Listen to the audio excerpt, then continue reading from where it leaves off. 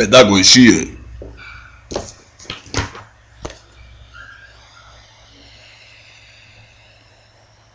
Pedagogia tem que ser com o quê? Com esperança.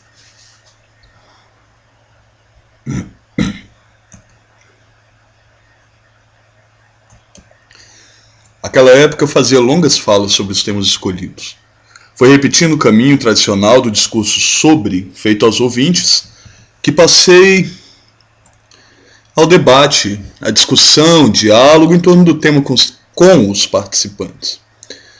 E mesmo que preocupado com o ordenamento, com o desenvolvimento das ideias, fazia quase como se estivesse falando a alunos da universidade. Disse quase, porque na verdade minha sensibilidade já me havia advertido quanto às diferenças da linguagem, das diferenças sintáticas e semânticas entre as dos operários e operárias com quem trabalhava e a minha linguagem. Daí que minhas falas fossem sempre cortadas ou permeadas por quer dizer, isso é. Por outro lado, apesar de alguns anos de experiência como educador com trabalhadores urbanos e rurais, eu ainda quase sempre partia do meu mundo, sem mais explicação, como se ele devesse ser o sul que os orientasse. Era como se minha palavra, meu tema, minha leitura do mundo em si mesmas tivesse o poder de suleá-los. Esse foi um aprendizado longo, que implicou uma caminhada, nem toda vez fácil, quase sempre sofrida, até que me convencesse de que, ainda quando minha tese e minha proposta fossem certas e em torno delas eu não tivesse dúvida, era imperioso, primeiro, saber se elas coincidiam com a leitura de mundo dos grupos ou da classe social a quem falava. Segundo, se impunha a mim estar mais ou menos a par familiarizado com sua leitura de mundo, pois que somente a partir do saber nela contido ou nela implícito me seria possível discutir a minha leitura de mundo que igualmente guarda e se funda num outro tipo de saber. Ocorreu exatamente no núcleo ou centro social do SESI chamado Presidente Dutra, em Vasco da Gama, Casa Amarela, Recife. Baseando-me num excelente estudo de Piaget sobre o código moral da criança, sua representação mental do castigo, a proporção entre a provável causa do castigo e esse, falei longamente, citando o próprio Piaget, sobre o assunto e defendendo uma relação dialógica, amorosa entre pais, mães, filhas, filhos, que fosse todo mundo substituindo o uso dos castigos violentos. Meu erro não estava em citar Piaget. Até que teria sido rico falando dele, servindo-me de um mapa, partindo do Recife, Nordeste brasileiro, estender-me todo o Brasil, localizar o Brasil na América do Sul e relacioná-lo com o mundo restante e nele mostrar a Suíça na Europa, terra do homem de quem eu estava citando. Não teria sido apenas rico, mas provocador e formador se eu tivesse feito isso. Meu erro estava, primeiro, no uso da minha linguagem, na minha sintaxe, sem um esforço maior de aproximação dela àquela dos presentes. Segundo, na quase desatenção à realidade dura da imensa audiência que tinha frente a mim. Bom, quando eu terminei meu discurso, um homem jovem ainda, de uns 40 anos, mas já gasto, pediu a palavra e me deu talvez a mais clara e contundente lição que já recebi em minha vida de educador. Não sei seu nome. Não sei se vivo ele ainda está. Possivelmente não. A malvadez das estruturas socioeconômicas do país, que ganham cores mais fortes no Nordeste brasileiro, a dor, a fome, a indiferença dos poderosos, tudo isso deve havê-lo tragado desde há muito.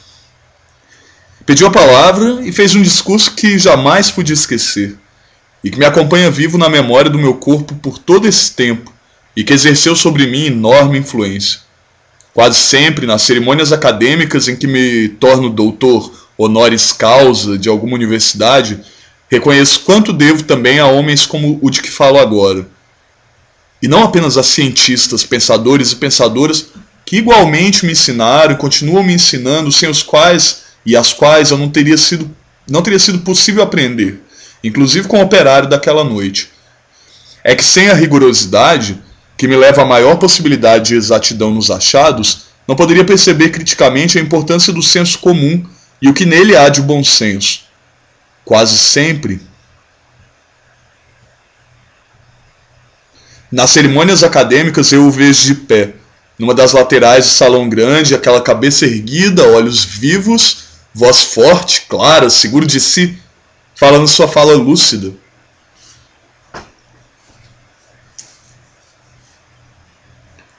Acabamos de escutar umas palavras bonitas que o Dr. Paulo Freire, palavra bonita mesmo, benditas, umas até simples, que a gente entende fácil, outras mais complicadas, mas deu para entender as coisas mais importantes que todas elas juntas dizem.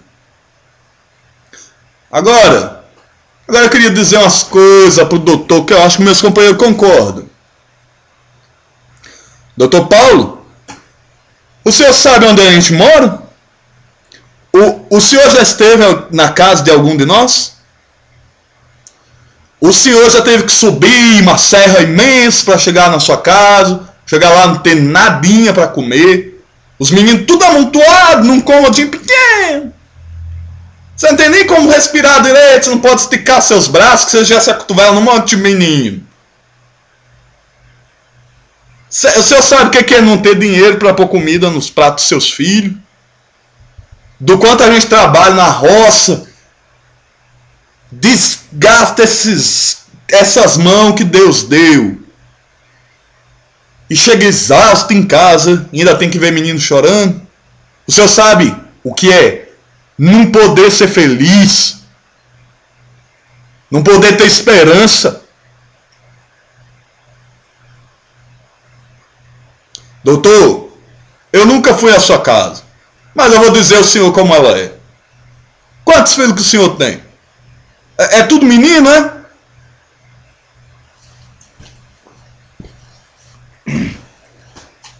Cinco. 3 meninos e 2 meninos. 3 meninas e 2 meninos. Pois bem, doutor. Sua casa deve ser uma casa solta no terreno, que a gente chama casa de oitão livre. Deve ter um quarto só para o senhor e sua mulher, outro quarto grande que é para as meninas. Tem outro tipo de doutor que tem um quarto para cada filho e filha, mas o senhor não é desse tipo não. Não. Tem outro quarto para os 2 meninos, né?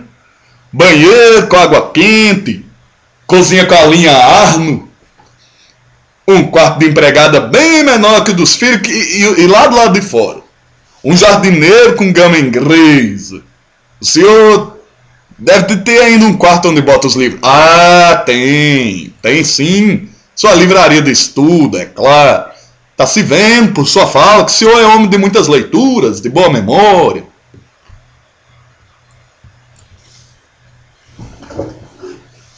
Não havia nada a acrescentar nem a retirar. Aquela era a minha casa. Um mundo diferente, espaçoso e confortável. Ah, agora veja, doutor. Veja a diferença. O senhor chega em casa cansado. A cabeça até pode doer no trabalho que o senhor faz. Pensar, escrever, ler, falar esse tipo de fala que o senhor fez agora. Isso cansa tudo, cansa muito também.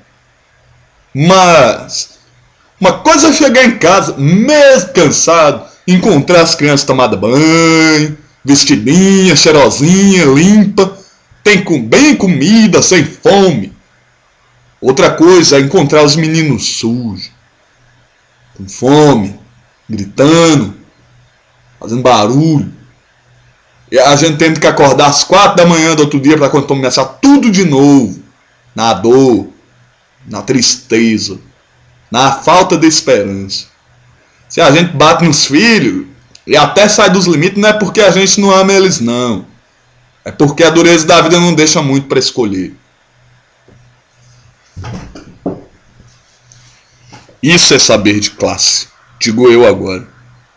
Esse discurso foi feito há cerca de 32 anos, jamais o esqueci. Ele disse a mim: não importa que na hora em que seja feito eu não tenha percebido, muito mais do que imediatamente comunicava. Nas idas e vindas da fala, na sintaxe operária, na prosódia, nos movimentos do corpo, nas mãos do orador, nas metáforas tão comuns ao discurso popular, ele chamava a atenção do educador ali em frente, sentado, calado, se afundando em sua cadeira para a necessidade de que, ao fazer o seu discurso ao povo, o educador esteja a par da compreensão do mundo que o povo esteja tendo. Compreensão do mundo que, condicionada pela realidade concreta que em parte explica, Pode começar a mudar através da mudança do concreto. Mais ainda, compreensão do mundo que pode começar a mudar no momento mesmo em que o desvelamento da realidade concreta vai deixando expostas as razões de ser da própria compreensão tida até então. Mais tarde, conversando com Elsa, minha esposa, eu disse: pensei que havia sido tão claro. Parece que eles não me entenderam. Não terá sido você, Paulo, que não os entendeu? Creio que entenderam o fundamental da sua fala. O discurso do operário foi claro sobre isso. Eles entenderam você, mas precisavam de que você os entendesse. Essa é a questão.